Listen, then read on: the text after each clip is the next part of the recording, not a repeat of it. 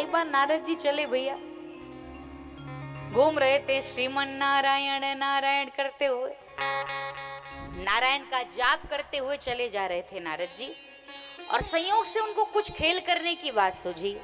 वो पहुंच गए मैया पार्वती के। पार्वती जी ने कहा, नारद जल्द इधर आओ, मैंने तुम्हारे लिए एक बहुत बढ़िया लड्डू बनाया। नारद जी पहुंचे, कहा अरे माँ के हाथ का लड्डू तो बहुत अच्छा होगा। अब माँ ने जब लड्डू खिला दिया, लड्डू को खाते हैं, कैसा लगा माँ? माँ पूछ रही है कैसा लगा? तो नारद जी कहते हैं, अब नारद को तो खेल करना है, और स्त्रियों में सबसे बड़ी ये ईर्ष्या बहुत करती है। और कहीं कहीं तो हमने सत्संग में देखा है, बस ये देखने आती है कि हमसे अच्छी साड़ी किसी और ने तो नहीं पहन रखी है, नहीं घर जाकर वहीं से झंझट शुरू। ईर्ष्या स्त्रियों में और पुरुष में संघर्ष, बात बात में झगड़ा शुरू। यहां भले नहीं होता होगा, लेकिन पुरुष की प्रकृति है संघर्ष के, वो कहीं झुकना नहीं जानता। पुरुष गणित ज्यादा लगाता है, इसीलिए बात बात पर उलझ जाते हैं, और स्त्रियों में थोड़ा ईर्ष्या रहता है। वो हमसे बढ़िया तो नहीं, हमसे ज्यादा तो नहीं। और बस माताओं जब पहुंचे, नारद को करना क्या था ये बता दिया, लड्डू तेरे बहुत अच्छे हैं मैया, लेकिन क्या बतावें जो स्वाद मैया अनसुईया के लड्डू में थे ना, ये तुम्हारे में मिल ही नहीं रहे। ये अनसुईया कौन है भाई? आपको नहीं पता? पूरी दुनिया जिसके नाम की माला फेर रही है, बहुत बड़ी पातिव्रत धर्म का पालन करने वाली मैया अनसुईया है। पार्वती जी ने कहा मुझसे भी ज्यादा है। अरे आप तो कुछ भी नहीं हो, कह के चल पड़े। यही बैर की बीज बोकर नारद निकल जाते हैं। अब वहां ही नहीं रुके, गए मैया सरस्वती के पास, उनसे भी यही किया, फिर लक्ष्मी मैया के पास। अरे नारद आओ, संत आए हैं, बहुत खुश हो जाती, कुछ प्रसादी दी, कुछ भोजन बनाकर पवाया। कैसा है नारद, सब ठीक तो है ना?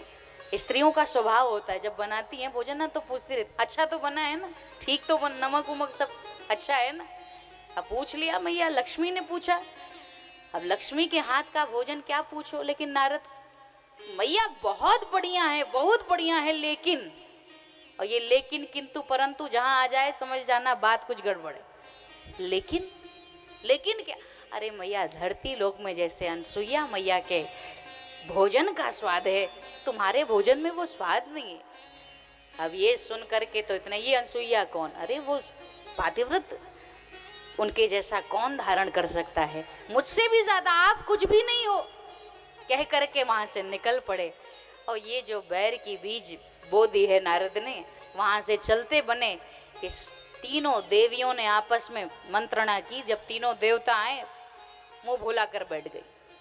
और स्त्री चाहे ना तो कुछ भी कर सकती, स्त्री चाहे तो अधर्मी पति को भी धर्म से जोड़ सकती है, और धार्मिक व्यक्ति को भी अपनी तरीके से जो चाहे वो करा सकती है। अब तीनों देवता जब आए, क्या हो गया? तीनों देवियां नाराज। कहा अनसुईया को जानते हो? हाँ जानते। जाओ उसके पातिव्रत धर्म को खंडित कर दो। प्रभु ने समझाया, तीनों देवियों ने कहा अगर नहीं गए तो हम भोजन प्रसादी त्याग देंगे। अब देवता करें क्या? आखिर तीनों देवियों की बात को मानकर देवियों जैसे ही धरती पर आए, अनसुईया मैया के द्वार पर दस्तक दिया। देवी उस समय अकेली थी, अत्रि ऋषि नहीं थे वहां पर। जैसे द्वार खोला, तीन देवता आज भिक्षुक के वेश में आए। भिक्षाम देहि माई, हे माई भिक्षा लाओ भिक्षा। दौड़ कर गई भिक्षा लाने। तो कहते हम ऐसे नहीं, हम निर्वस्त्र होकर भिक्षा लेते, विवस्त्र होकर हमें भिक्षा दो। देवी को समझ में आ गया कि ये कोई चाल है, ये कोई खेल है। अगर मैं इनको यहाँ से भगाती हूँ, यहाँ से हटाती हूँ, तो आए हुए अतिथि का अनादर करना, इससे बड़ा कोई पाप नहीं है। अतिथि देवो भव, अतिथि भगवान होता है, तो आए हुए भगवान का अनादर करना भी ठीक नहीं है। सनातन धर्म के लोग कभी अतिथि का अनादर नहीं करते।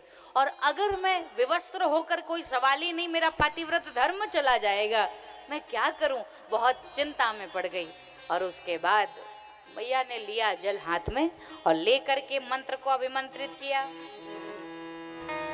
और मैया ने जैसे मंत्र को अभिमंत्रित किया, और लेकर तीनों देवताओं के ऊपर बस फेंका और ये कहकर फेंका कि भाई अगर हमने मन से, वाणी से, कर्म से अपने पति के अतिरिक्त कभी स्वप्न में भी किसी का दर्शन ना किया हो तो ये तीनों जो आए हैं ना वो 6-6 महीने के बच्चे बन जाए। और जैसे ही कह के फेंका ब्रह्मा विष्णु महेश 6-6 महीने के बालक बन गए। तो ऐसी है मैया अनसुईया, अद्भुत है। सती जी के सामने नष्ट हुई कामना। अब नारद जी घूमे फिरे आए, जब 6-6 महीने के बच्चे बनकर ये झूल रहे हैं ना, नारद जी आके बड़ा हंसते थे, बहुत खुश हो जाते थे। और इसके बाद ऐसे तो बिना पूछे भी स्वर्ग लोग टहलते रहते थे, लेकिन अब जानबूझ के नहीं जाते। महीनों बीत गए, तीनों देवियां इंतजार कर रही कि हमारे पति देव लौटेंगे कब। और एक दिन जानबूझ के नारद दूर से, ऐसे तो बिना बुलाए आते थे, अब बुलाने पर भी नहीं आ रहे। तीनों देवियां कह रही नारद आज अच्छा बनाए हैं, आज भोजन पवाएंगे, अब तो आ जाओ। नारद जी कहते हमारे पास टाइम नहीं है, जानबूझ के। एक दिन आई गए, देवियों ने कहा क्या बताऊं, हमारे पति देव गए हैं, महीनों बीत गया, लौटे नहीं, जानते हो कहाँ है? नारद ने कहा सुनो, अभी तो जन्म हुआ है, अभी इंतजार करो, तब विवाह के योग्य होंगे तब बताएंगे आपको। जन्म हुआ है, इतने छोटे बन गए। कहा चुपचाप जाकर आप तीनों देवियां पहले अनसुईया मैया से माफी मांगो, तब जाकर के आपके पति देव आपको मिलेंगे। जब तीनों देवियों को पता चला, हे भगवान बहुत बड़ा अनर्थ हो गया, तीनों देवियां भी सामान्य स्त्री का रूप धारण कर कर धरती लोक आती हैं। द्वार पर दस्तक दिया, अनसुईया जी ने द्वार खोला। कौन? अरे माँ हम तो तुम्हारी बहुएं हैं।